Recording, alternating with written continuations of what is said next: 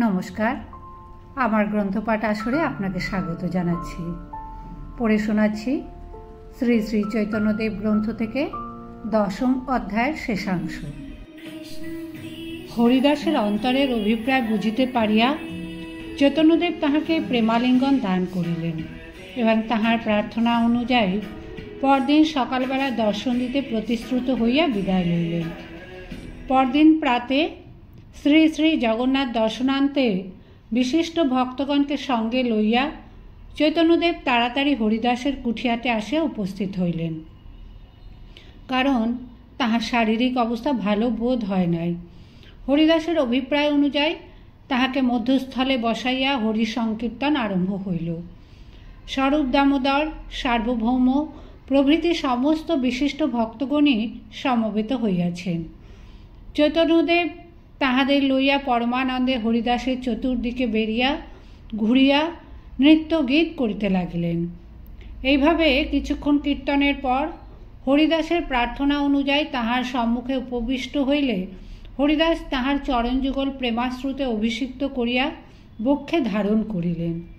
হরিদাসের দৃষ্টি তাহার বদন কমলে নিবদ্ধ হইল এবং শ্রীকৃষ্ণ চৈতন্য সুমধুর এই নাম উচ্চারণের সঙ্গে সঙ্গেই তাহার প্রাণ পাখি দেহপিঞ্জরকে পরিত্যাগ করিল। শ্রীকৃষ্ণ সম্মুখে ভীষ্মদেবের ন্যায় চৈতন্য সম্মুখে হরিদাসের ইচ্ছামৃত্যু বরণ দেখিয়া ভক্তগণের আনন্দের সীমা রহিল না। উল্লসিত অন্তরে উচ্চৈশ্বরে ভগবানের নাম কীর্তন করিয়া তাহারা নাচিতে লাগিলেন। চৈতন্যদেব স্বয়ং হরিদাসের দেহ কোলে তুলিয়া লইয়া নৃত্য আরম্ভ করিলেন।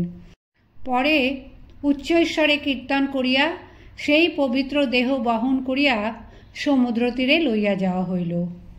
হরিদাসের দেহ সমুদ্র জলে স্নান করাইয়া চৈতন্যদেব উক্তি করিলেন, সমুদ্র এই মহাতীর্থ হইলা।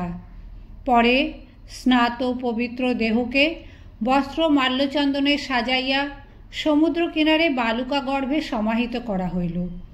চৈতন্যদেব স্বয়ং অগ্রণী হইয়া এই সকল কার্য সুসম্পন্ন করিলেন এবং স্বহস্তে হরিদাসের পবিত্র দেহ বাড়ি ঢাকা দিয়া ভক্তগণের সহায়তায় সমাধির ওপর বেদী রচনা করিয়া বেদীর চারিদিকে বেড়া দেওয়াইলেন। তৎপরে ভক্তগণ সহ সমুদ্রে স্নান করিয়া আসিয়া সেই পরম পবিত্র স্থান সমাধিক্ষেত্র প্রদক্ষিণান্তে কীর্তন করিতে করিতে মন্দিরের দিকে অগ্রসর হইয়া সিংহদ্বারে উপস্থিত হইলেন। মন্দিরের ভেতরে প্রবেশ করিয়া চৈতন্যদেব আনন্দবাজারে আসিয়া মহাপ্রসাদের দোকানের সম্মুখে আঁচল পাতিয়া দোকানদারগণের নিকট হরিদাস ঠাকুরের মহোৎসবের ভাণ্ডারার জন্য স্বয়ং মহাপ্রসাদ ভিক্ষা চাহিলেন।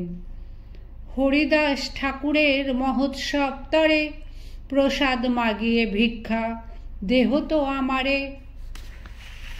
দোকানের সম্মুখে এইভাবে চৈতন্যদেবকে দণ্ডায়মান দেখিয়া দোকানিগণ নিজেদের ধন্য মনে করিল এবং আনন্দে অধীর হইয়া দোকানের সমস্ত প্রসাদ উঠাইয়া দিতে উদ্যত হইল।